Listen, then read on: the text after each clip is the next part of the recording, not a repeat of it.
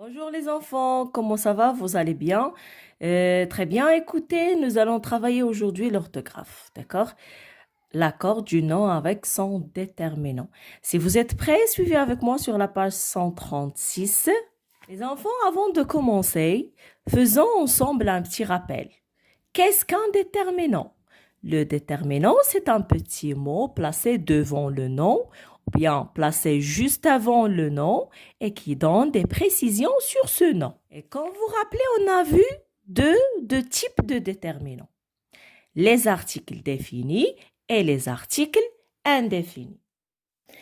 Alors l'article indéfini, un, une, des, désigne une personne, une chose ou un animal de manière imprécise. Et l'article défini, le, la, les et l'apostrophe désigne une personne, une chose ou un animal précis ou connu. Répétons les articles indéfinis sont un, une, des. Un, une, des.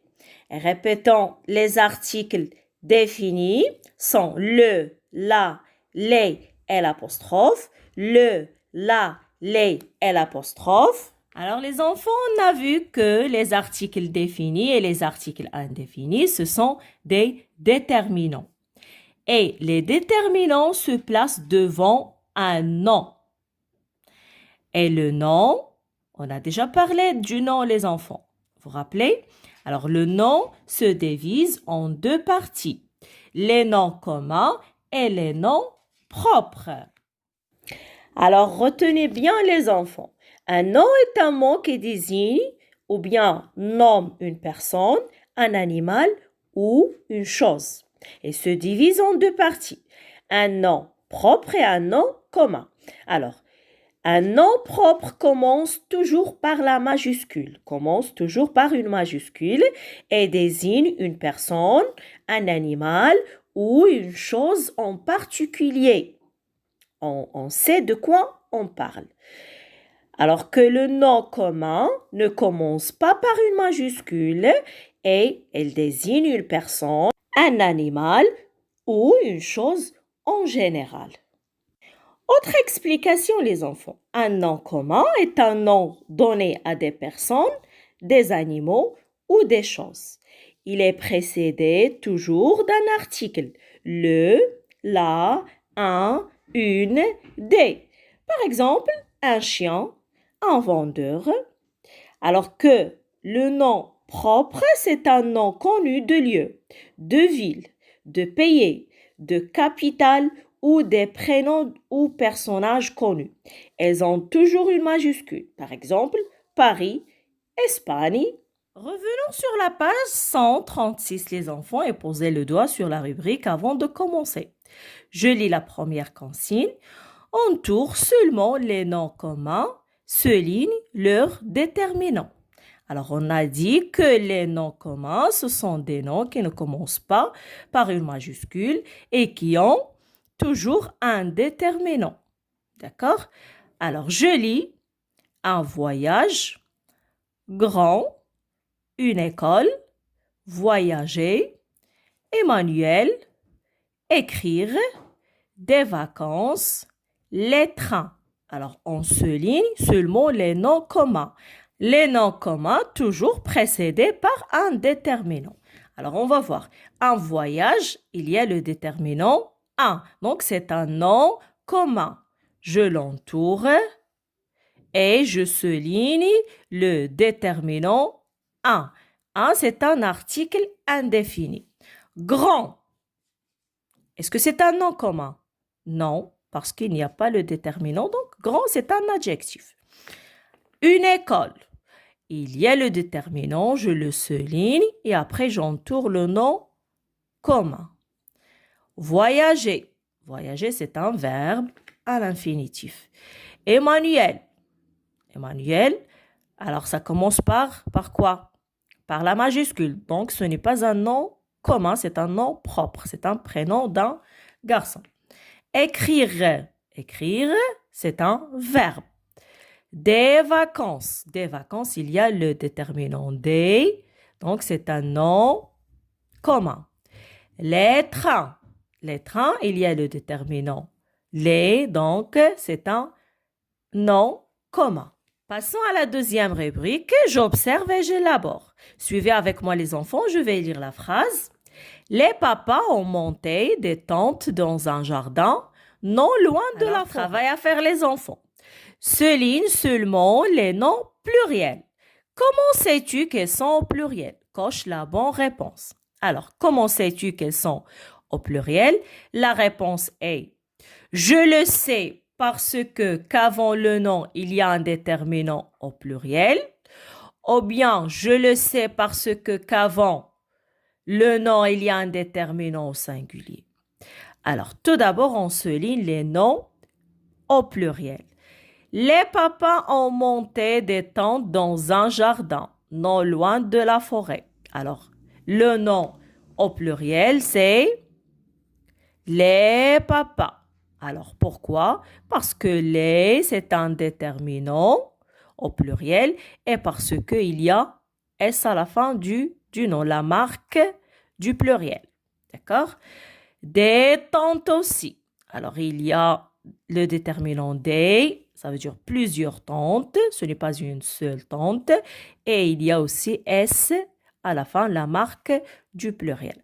Alors, la réponse, les enfants, sera quoi? Est-ce que parce qu'avant le nom, il y a un déterminant pluriel ou bien qu'avant le nom, il y a un déterminant singulier? Bien sûr qu'avant le nom, il y a un déterminant au pluriel. Alors les enfants, c'est ça l'accord du nom avec son déterminant. Ça veut dire, si le déterminant est pluriel, le nom doit être au pluriel. Et si le déterminant est singulier, le nom doit être singulier. On dit que le nom s'accorde avec son déterminant. Alors les enfants, on dit que le nom s'accorde avec son déterminant en genre et en nombre. Alors, en genre, ça veut dire quoi? Ça veut dire le masculin et le féminin. Ça veut dire le nom est masculin ou bien le nom est féminin.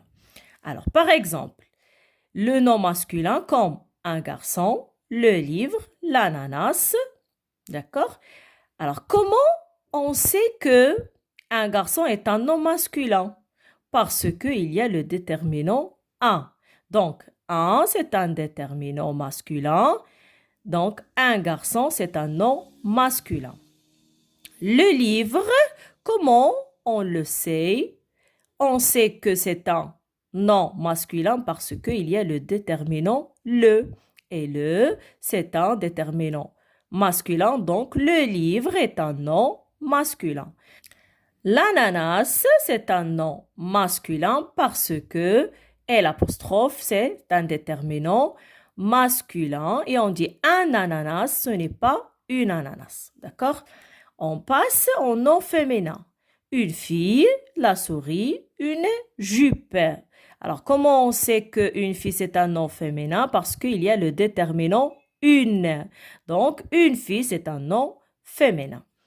La souris, comment on sait que c'est un nom féminin? Parce qu'il y a le déterminant là, donc la souris est un nom féminin. Et la même chose pour une jupe.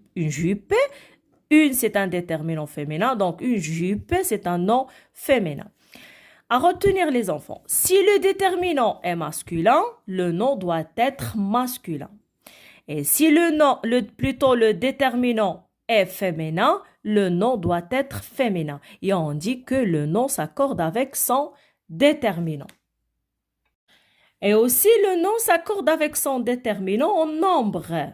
Ça veut dire au singulier et au pluriel. On parle de combien. Le nom singulier, par exemple, comme un cahier, la souris, le tapis, une trousse. Alors, comment on sait qu'un cahier est un nom au singulier? Parce qu'il y a le déterminant un. On parle d'un seul cahier. Un seul cahier, ce n'est pas plusieurs. Et aussi, il n'y a pas S à la fin, la marque de pluriel.